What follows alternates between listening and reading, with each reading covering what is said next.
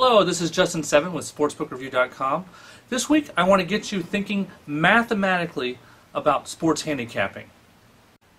Mathematicians have been making a fortune gambling for centuries. Recently, some mathematicians used this formula, the Black-Scholes model, to figure out the correct price when you're gambling in the stock market on put and call options. Now, it later turned out that this master formula they came up with had some problems in it, and it wasn't perfect. But people who used it early still made a lot of money. And the reason is, when you're coming up with a math model to beat anything, whether it's the stock market or sports, it doesn't have to be perfect, it just has to be better than everyone else out there.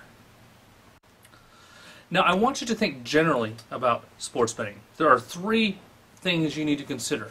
In any game, any major market, the three things you can bet on are the money line, that is who's going to win the game, the spread, that is what handicap makes the game a fair match between the two teams when you adjust the score by the spread, and the third thing is the total, or the total points scored in the game. Now, what a lot of people don't realize is that these three are very related. Just like in the stock market, there's something called put-call parity, where at any given price for a put, there should be a theoretically correct price for a call. There's also a certain kind of parity between spreads, money lines, and totals. If you know any two of those, a spread, total, or money line, you can always figure out the third one in any major sport. Now, here's a very important question. How often do you have to win your bets to expect to make money long term in this game? Some people brag about hitting 53, 55, 56, 60%, and most of the people who brag about high winning rates are full of it. But truth is, professionals can make a lot of money just hitting 52 or 53%. And to show you this, I'm going to do an example of a market that's currently up right now. Let's take a look at the house edge in the San Jose, Nevada game if we do a little bit of line shopping. From SBR Lines, we can see that San Jose is a 9.5 point underdog, and at Pinnacle, you can lay 103. You can take Nevada at Matchbook at plus 102, although with a commission, that's the equivalent of plus 100. If you look at the whole offshore betting industry as the house, how much of an advantage does the house have over you in this particular matchup if you can bet at both Pinnacle and Matchbook? If you make both of these bets, you're going to lose $100 on your loser, and you'll either win $97 or $100 on your winner.